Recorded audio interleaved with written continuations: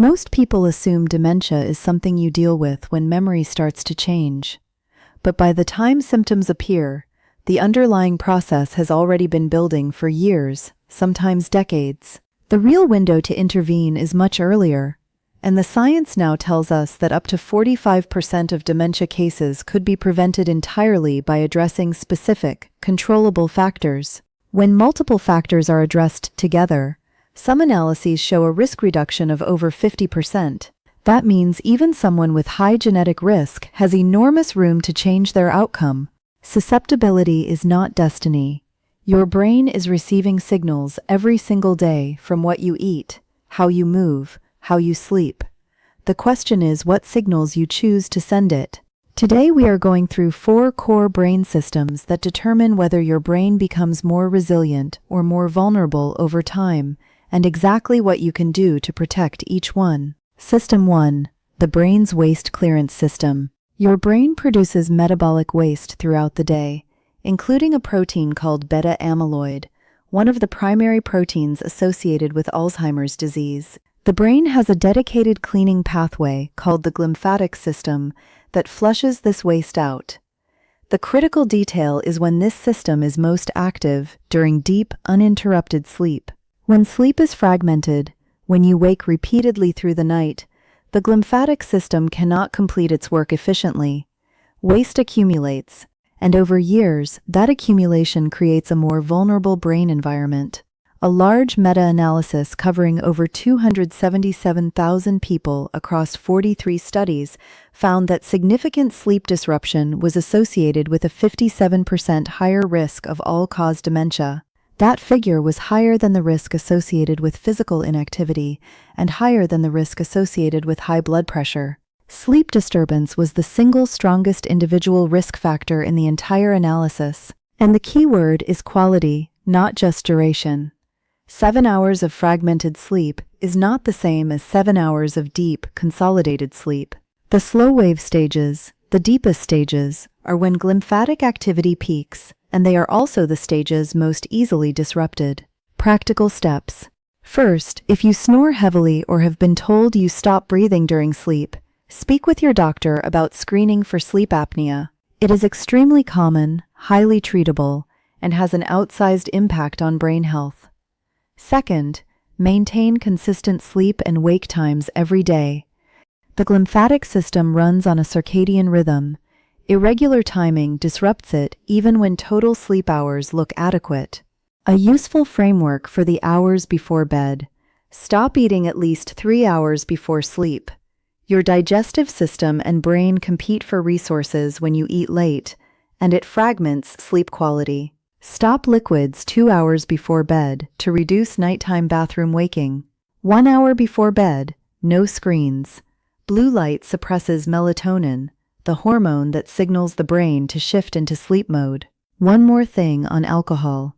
Even if it helps you fall asleep faster, alcohol directly impairs glymphatic clearance and increases nighttime awakenings. The net effect on brain recovery is negative. System 2. The brain's growth signal.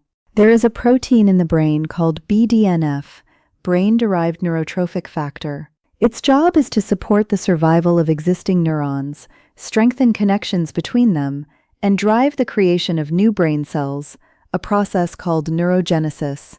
This happens most prominently in the hippocampus, one of the brain's primary memory centers, and one of the first regions damaged in Alzheimer's disease. The most potent known trigger for BDNF release is aerobic exercise. A randomized controlled trial found that just 1 year of moderate intensity aerobic exercise increased hippocampal volume by 2%, effectively reversing 1 to 2 years of age-related brain shrinkage. Exercise simultaneously increases blood flow to the brain, reduces systemic inflammation, and improves insulin sensitivity within the brain itself. And it does not need to be intense. A meta-analysis of 15 prospective studies found that any physical activity was associated with a 38% lower risk of cognitive decline. The biggest gains come from moving from sedentary to moderate, not from moderate to extreme. A study published in JAMA Neurology put specific numbers on this. The peak benefit zone was around 9,800 steps per day, associated with approximately a 50% reduction in dementia risk. But the minimum effective dose was just 3,800 steps per day, still associated with a 25% risk reduction. A 30-minute walk gets you most of the way there. The gap between doing nothing and doing something moderate is where the greatest protective benefit lives.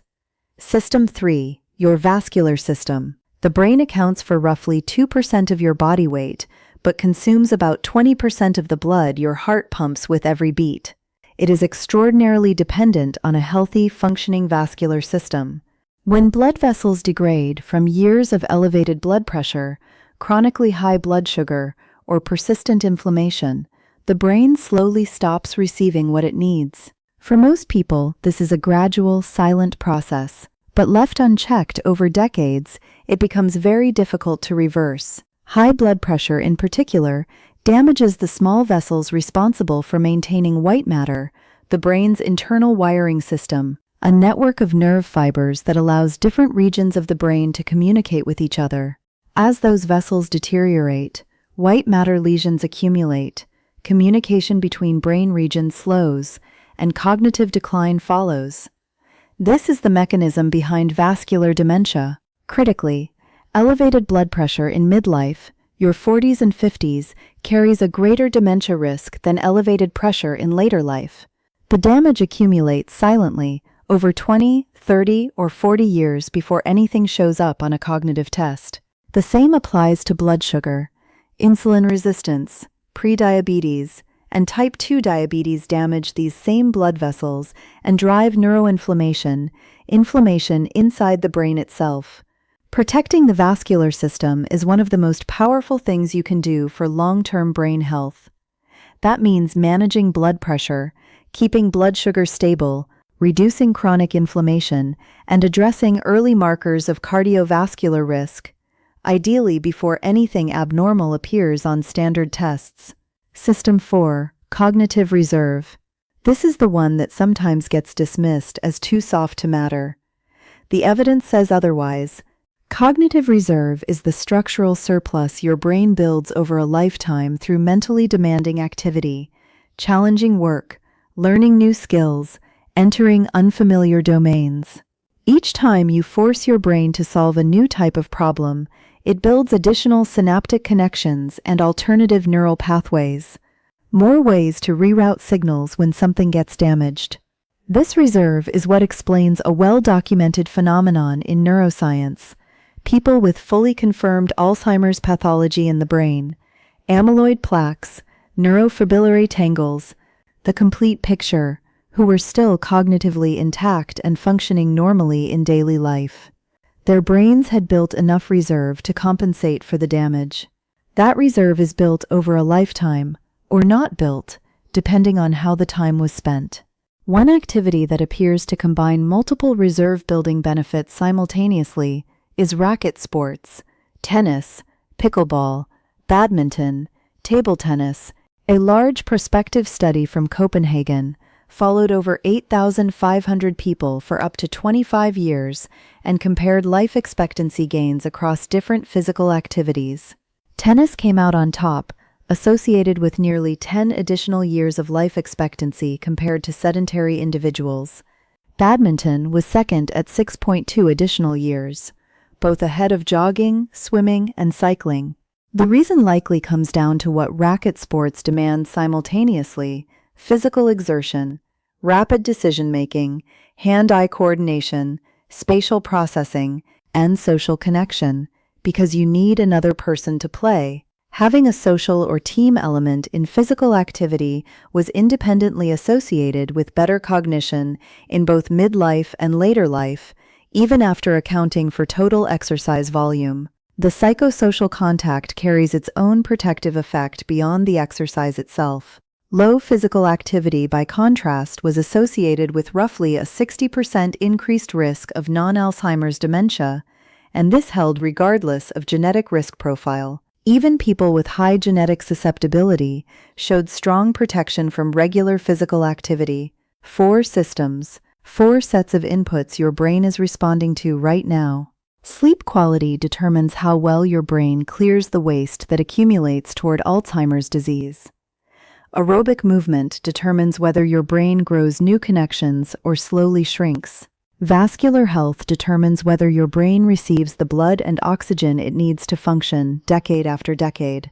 And cognitive challenge determines how much structural reserve your brain has built to absorb damage without losing function. None of these require perfect genetics. None require medication. They require consistency, applied early before anything shows up on a test. The trajectory is not fixed. The inputs are in your control.